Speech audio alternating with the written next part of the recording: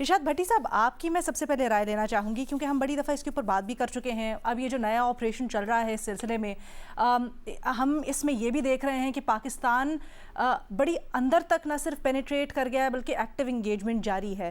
آپ کی اس سارے معاملے سے کیا ایکسپیکٹیشن اور کیا اطلاعات ہیں؟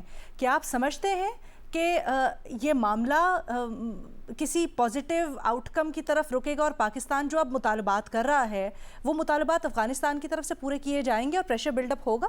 آپ نے جو انٹرو دیا اس میں آپ نے کہا کہ پاکستان اور اس کے بارڈرز اور اس کی سرحدیں، بدقسمتی ہے میڈم شیخ کہ ایک سرحد پہ افغانستان اور دوسری سرحد پہ بھارت ہے اور ان دونوں کے پیچھے اسرائیل ہے، اور تیسری سرحد پر اس وقت پوری دنیا یعنی ظلم اور وحشت و بربریت ٹرمپ صاحب کی اور بے رحم سوداگر کی اور اسرائیل کی، اور پیچھے ایک منافقت بھری دنیا اور اقوام متحدہ، چین اور روس کا سرنڈر، تو وہ بھی ہمارے سرحد پر ہے.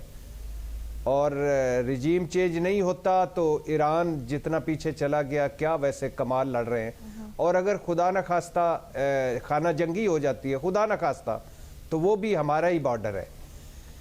اور میڈم شیخ یہ پھر سے گو کہ اب تو مجھے لگ رہا ہے کہ میں افغان ایشو بچپن سے ڈسکس کر رہا ہوں آپ کے ساتھ، لیکن پھر سے ایک مرتبہ بتا کر کہ یہ طالبان جو ہیں ان کے ہم موسن ہیں، دنیا ہمیں ان کا خالق سمجھتی ہے لیکن ہم ان کے موسن ہیں.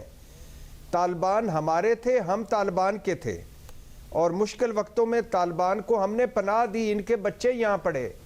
یہ جو انٹیلیجنس چیف ہے ان کا اور ڈپٹی پرائم منسٹر ہے ان کا، اور ان کا جو روح رواں اور پیر و مرشد ملا عمر سے لے کر کرکٹر راشد خان تک، یہ سارے ہمارے ہاں تھے اور یہاں مشکل وقت میں تھے. ان کے بچے یہاں پڑھتے رہے، یہ خود پڑھتے رہے، اور طالبان کے لیے ہم نے اپنا آپ تباہ کر لیا. طالبان کے لیے ہم پوری دنیا سے لڑے، لیکن اس کے جواب میں کیا ملا کہ ہم نے جب یہ ان کو اقتدار ملا تو ہم نے ان کو صرف ایک گوش گزار کی، ایک مطالبہ ان کے سامنے رکھا کہ آپ کی سرزمین ہمارے خلاف استعمال ہو رہی ہے، یہ استعمال نہ ہو.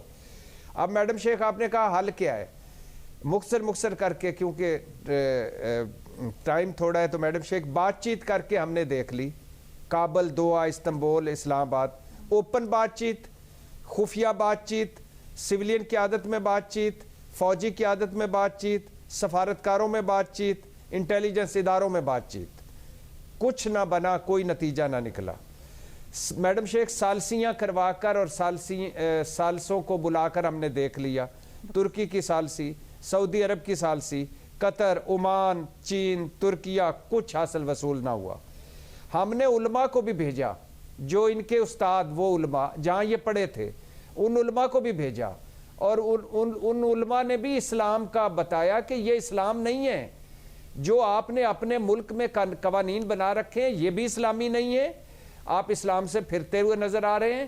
اور جس طرح مسجدوں میں نمازوں میں معصوموں کو شہید کر رہے ہیں، مار رہے ہیں، یہ بھی اسلام نہیں ہے. اور پھر یعنی ہمارے علماء کندھار بھی گئے اور کابل بھی، کچھ نہ ہوا. اور پھر پچھلی اسٹیبلشمنٹ نے ترلا منت بھی کی میڈم شیخ، یہ میں کئی ایسی چیزوں کا گواہ ہوں انڈائریکٹ کہ ترلا منت کی. ہم نے ہر موقع پہ ان کی مدد بھی کی، پیسے بھی آفر کیے، اور الٹا کیا ہوا میڈم شیخ، یہ بھارت کی گود میں جا کر بیٹھے. اسرائیلی این جی اوز کو انہوں نے بلوا لیا ہے، اب یعنی ان کے روحانی مرکز کندھار میں اسرائیلی این جی اوز کام کر رہی ہیں. دریائے کابل کا پانی ہم نہیں دیں گے، تجارت نہیں کریں گے آپ سے، ہم آپ کو سبق سکھا دیں گے، پاکستان سے نفرت، پاکستانی پرچم سے نفرت اور جلانا، اور پھر اس کے بعد ہم پر حملہ آور. اور پھر ان کے 4.25 سالوں میں 10,500 ہم پر دہشت گرد حملے اور 4,500 شہادتیں جن کے ہم موسم تھے. تو اب بات یہ ہے، آپ نے پوچھا کہ حل کیا، حل ایک ہی ہے، آپ بات چیت کرتے رہیں، آپ چین، ازبکستان، تاجکستان، ایران کو بھی ساتھ ملائیں جو ان کے متاثرہ ہیں، ان کے ذریعے بھی ان پر حملہ آور ہو. اقوام متحدہ، سلامتی کونسل، یورپ، امریکہ، برطانیہ سب کہہ چکے ہیں کہ دہشت گرد 21 تنظیمیں یہاں بیٹھی ہیں، 10 سے 20 ہزار لوگ بیٹھے ہیں دہشت گرد.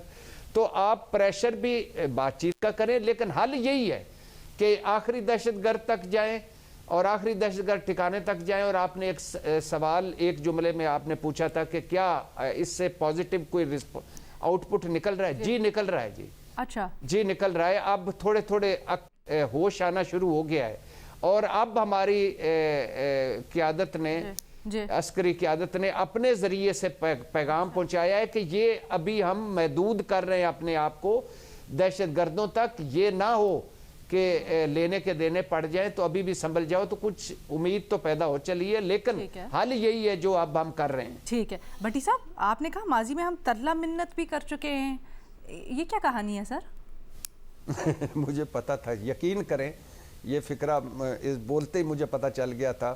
تو آپ پہلے بتا دیتے تجزیے میں. چلے میں نے پوچھ لیا، کوئی مسئلہ نہیں. بتا دے سر ذرا مختصر کر کے، یہ کیا کہانی ہے؟ یہ کب کس نے کیا؟ دوبارہ آپ سے مخاطب ہونے کا مجھے شرف کیسے ہوتا اگر یہ میں پہلے ہی بتا دیتا تھا. تو ایشو یہ ہے میڈم شیخ کہ جب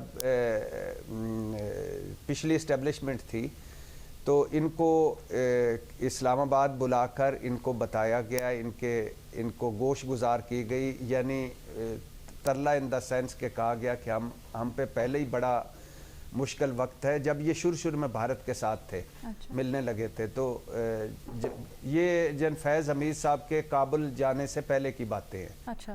تو یعنی ان کو بلایا کہ اب یہ ہونے جا رہا ہے، آپ اللہ کے فضل و کرم سے کابل پہ آپ دوبارہ جھنڈا لہرانے جا رہے ہیں. آپ کے انڈیا سے ہمیں رابطے پتہ چل رہے ہیں، یہ ثبوت ہیں. تو یہ ہمارا یہ حال ہے، آپ ہمارے دوست ہیں اور یہ مہربانی کر کے نہ کیجئے گا. اور پھر جب کابل گئے فیض حمید صاحب تو پھر بھی انہوں نے کہا کہ اسلام کے واسطے، دین کے واسطے، پرانی چیزوں کے واسطے کہ یہ نہ کریں. اور ہمیں پتہ چل رہا ہے، ثبوت ہے ہمارے پاس کہ آپ ادھر رابطوں میں ہیں، تو خدا کے لیے یہ نہ کریں اور ہمیں ایک اور مشکل میں نہ ڈالیں. تو وعدے وعید بڑے کیے، اور پھر ادھر جو مری میں میٹنگ ہوئی اس میں بھی وعدے وعید بڑے ہوئے، اور ہم نے بڑی عاجزانہ طور پہ یعنی ان کو کہا کہ آپ ہمارے بھائی ہیں، دوست ہیں، اب اس طرح نہ کیجئے گا، لیکن نہیں مانے.